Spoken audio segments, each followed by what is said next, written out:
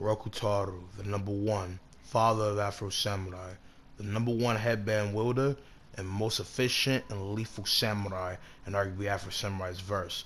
The number one samurai at one point, who wanted to make an admirable life for his son, but justice, an ex-ally in his past, would come back to haunt him.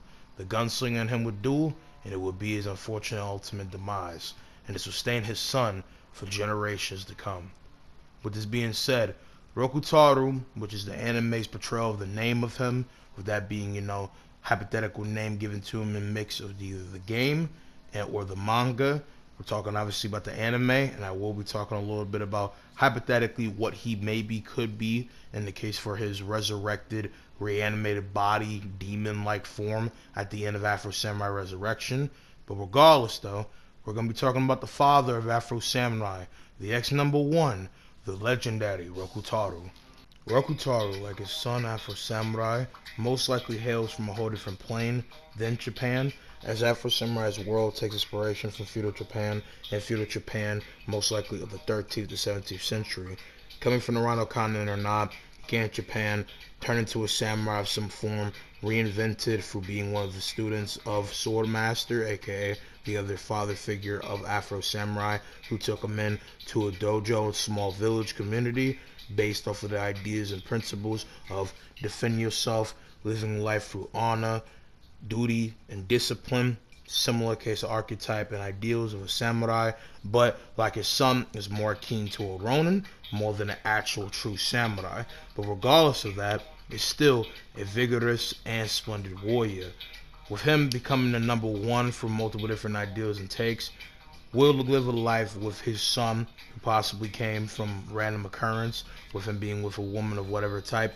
And through his son, he found that there was something more to life than the way of the blade.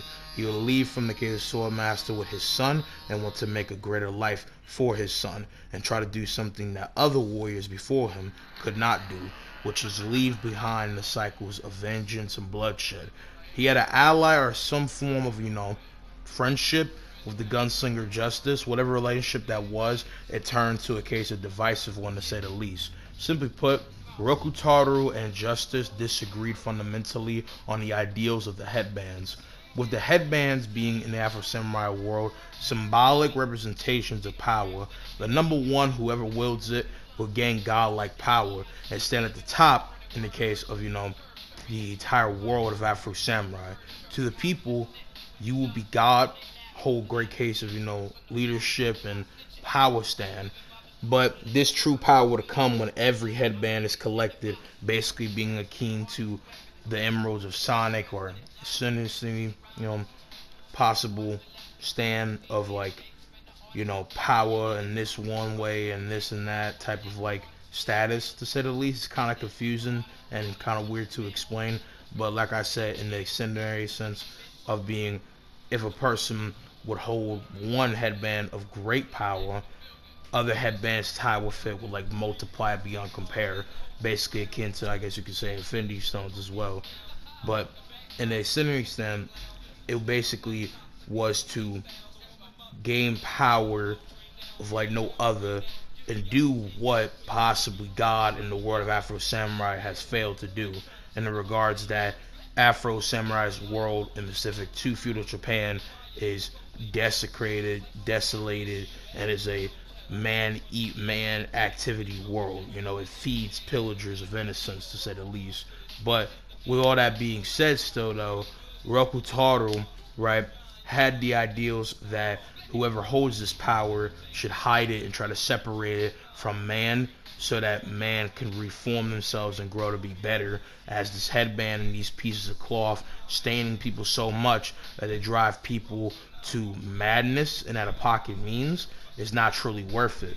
But Justice disagreed with that, and iconically had the ideal that if you hold power and was blessed with the strength, you should use it for the better means of not just the world, but also in the grandstand of life. He held power like no other, and he was not using it to the ways that Justice would.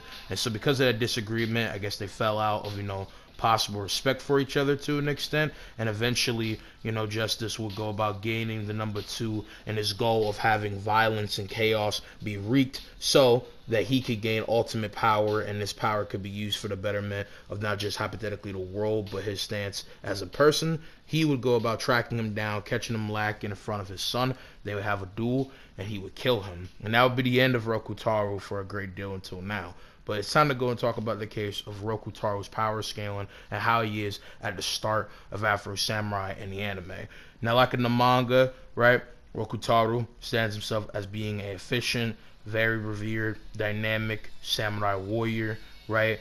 In the anime, right, it's a greater form battle than in the case of the manga or even in the case of the game, where it's a pretty simple set up fight and Justice kills him with his third arm that is behind him and brutally decapitates this man, Rokutaro, in a clean finish. But when it comes down to the battle and how Rokutaro showed himself to be a very skilled warrior and not just a sword, but also in martial arts, and mixed Hale to be a little bit more skilled in all different forms than Afro himself, and even the case of Sword Master.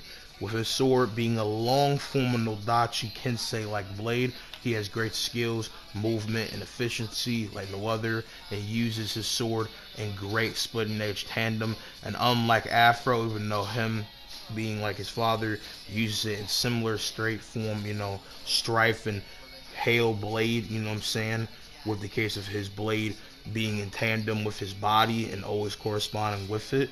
He doesn't use it mixed with a shaft or use different kind of like splitting edge unorthodox ways. He's a very offensive and straightforward, just hack and rock type of fighter, right? And that was shown with his fight against Justice, who's using guns, and he's always on the defensive, while this man Rokutaro is back to back on the case of the offensive. With that being said, Rokutaro, right, from showcasing the capability to, you know, hang with this man Justice for a great deal and outweave his gunshots, have the gag anime like approach of, you know, not really caring what he shoots at him. He can either dodge it, split an edge, move around it, and use his big ass afro ponytail to basically be another form of defense, as bullets can go straight through his hair and it doesn't affect him. And again, he's able to dodge, you know, deflect and move around the bullets, meaning that he should have reasonably, with the revolvers that are shown, going from the lowest end subsonic plus to reasonably supersonic like speeds to arguably plus, as the revolvers shown here are, you know, well compact form, you know, akin to basically, you know, the form of East wine, you know, of guns. Like, they're not too modern to say the least. Like, the guns that this man is using is not too much out of the realm of what would be reasonable subsonic stand for, like, either, I don't know, credit of like faster than I can see a flintlock comparison, right, or basically akin to 124 meters per second. But the fact is that because of these guns hailing from a mixed sense of being the Wild West like case of, you know, possibility of movement in the matter of, like, you know, gun pow capabilities along those lines, that would reasonably get them to be reasonably on the cusp of supersonic. There's also tied with just the pure fact that, again, they kind of want a little bit more on the east side of possible usage, meaning that these revolvers can be a little bit native to some different each side of the world, meaning that hypothetically Justice is using revolvers of maybe a higher fast, like, POW, you know, capability, especially with the fact that Justice is so confident in using these guns against a person like his son, who also, who, you know, fights him later on and is perfectly fine with them. Obviously, he has upgraded better guns, these guns being more akin to, like, looking like shotgun revolvers. But with these revolvers, I would like to say bare minimum, you can get someone like Rokutaro from being subsonic plus to reasonably supersonic in the grandstand. with all that being said, though, when it comes down to his AP, we don't really have any strong representation of what his AP could be. But with scaling to Justice, who having guns, and the fact that his sword is able to deflect and rock against the bullets and do all this different stuff, and decently harm Justice to a half extent, that would mean that he reasonably should be wall level. And now coursing on to gear for my adaptation capabilities of what he could do, is he decently with martial arts showcase the capability to be able to outdo someone of his great speed. So with them being relative to each other, he's a very fast, adaptive, overflowing person, very strong person. But when it comes down to Afro Samurai Resurrection, when he's reanimated and resurrected as this bigger Brock, tall motherfucker, which is pretty crazy with this being said, because this man Justice is said to be 6'5" to 6'6", and Rokutaro in this version, even though he is reanimated in a bigger android body, has kind of mixed determination, being seen to be a bigger, lanky, taller motherfucker than his son. So Rokutaro is pretty big and tall to actually think about, with that being said. And I love how Rokutaro is voiced by Samuel L. Jackson, just how Afro Samurai is voiced by him. That goes for this man Ninja as well. But that's just kind of funny to think about.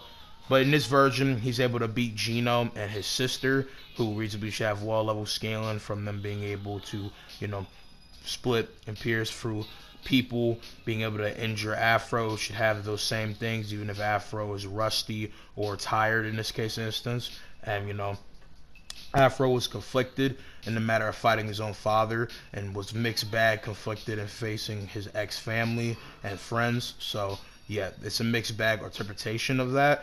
But you could easily get that to being wall level, or because of what Afro's been able to take before and a mixed injury of that, you can try to stretch him of being, mixed bag, reasonable, small building level type person. But you can also try to go ahead and try to say that there could be a small building plus record, depending on the case of how powerful you think he is truly with the usage of the number one, as the headbands are not just symbolic capabilities but also mixed bar, have some argument on being actual things that boost your base stats and do add something more than just the simple, oh, we just have interesting cool looking cloths on the top of our heads and shit, or our bodies. So with that argument being said, you can try to go ahead and say that he could be on that level in reasonable sense.